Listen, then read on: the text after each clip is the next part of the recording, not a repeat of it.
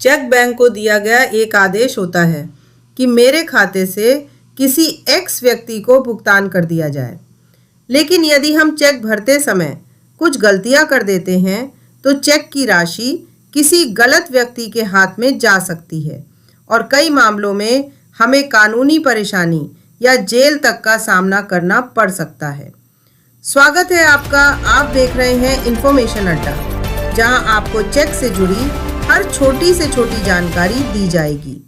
यह वीडियो हमारी टीम ने काफ़ी रिसर्च के बाद तैयार किया है, इसलिए इसे एक बार पूरा ज़रूर देखें और यदि आपको यह वीडियो अच्छी लगे तो लाइक और सब्सक्राइब करना ना भूलें।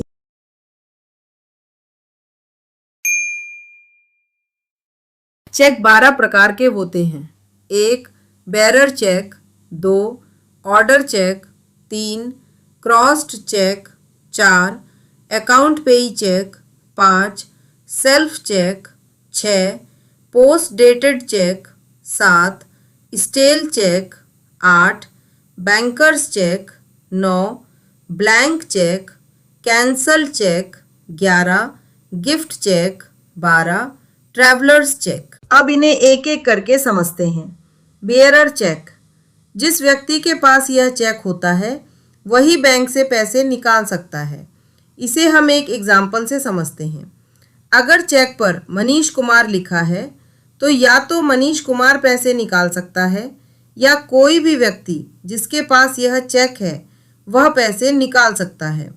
इस चेक का उपयोग करना काफ़ी असुरक्षित माना जाता है, क्योंकि अगर ये चेक खो जाए और किसी को मिल जाए तो वह पैसे निकाल सकता है। ऑर्डर चेक, केवल वही व्यक्ति जिसका नाम चेक पर लिखा है अपनी पहचान आइडेंटिटी प्रूफ दिखाकर चेक का उपयोग कर सकता है। अधिकतर चेक पर और बेरर लिखा होता है।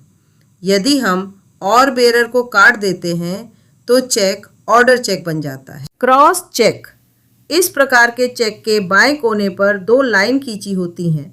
इसका मतलब इस चेक का पैसा केवल बैंक खाते में ट्रांसफर होगा, कैश नहीं निकाला जा सकता। अकाउंट पेई चेक, इसमें 2 लाइनों के बीच अकाउंट पेई लिखा होता है।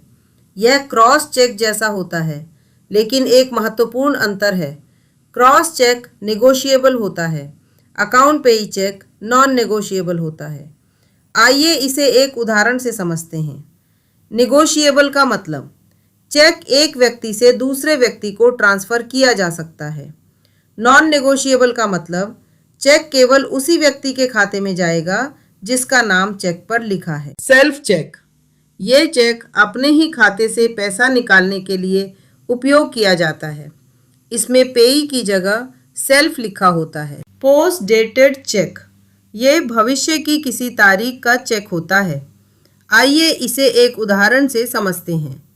आज की तारीख है 27 फरवरी 2026 और इस चेक पर तारीख है 10 मार्च 2026। तो चेक होल्डर इस चेक का उपयोग 10 मार्च से अगले 3 महीनों तक कभी भी कर सकता है। स्टेल चेक, किसी भी चेक की वैधता केवल 3 महीने होती है। 3 महीने के बाद चेक अमान्य हो जाता है। ऐसे चेक को स्टेल चेक कहते हैं। बैंकर्स चेक, यह डिमांड ड्राफ्ट की तरह होता है। बैंक द्वारा जारी किया जाता है, यह लगभग कभी बाउंस नहीं होता। ब्लैंक चेक, यह चेक सबसे ज़्यादा असुरक्षित होता है। लोन विभाग या अन्य कई संस्थान इस चेक की मांग करते हैं।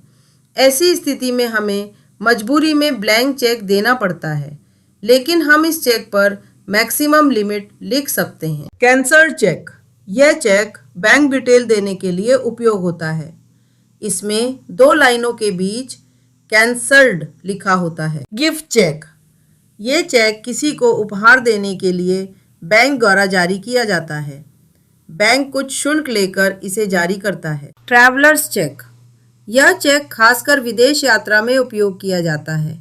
लोग नगद पैसे ले जाने के बजाय इसका उपयोग करते हैं ताकि चोरी का खतरा कम हो और भुगतान सुरक्षित रहे। चेक की वैधता, चेक पर लिखी गई तारीख से 3 महीने तक होती है।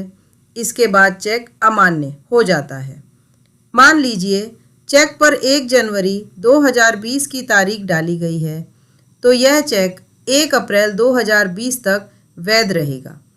इसके अलावा यदि चेक खो जाता है या गलत हाथों में चला जाता है, तो तुरंत उस बैंक शाखा में सूचना दें जहां आपका खाता खुला है। भारत में हर साल लाखों मामले चेक बाउंस से संबंधित दर्ज होते हैं। चेक बाउंस होने का मुख्य कारण होता है खाते में पर्याप्त राशि का न होना या जानबूझकर गलत हस्ताक्षर करना। इसे एक उदाहरण से समझते हैं।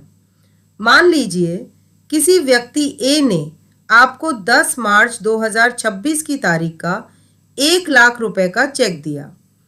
आपने उस चेक को 10 मार्च 2026 को जमा किया, लेकिन उस दिन उसके खाते में पर्याप्त राशि नहीं थी, तो चेक बाउंस हो जाएगा।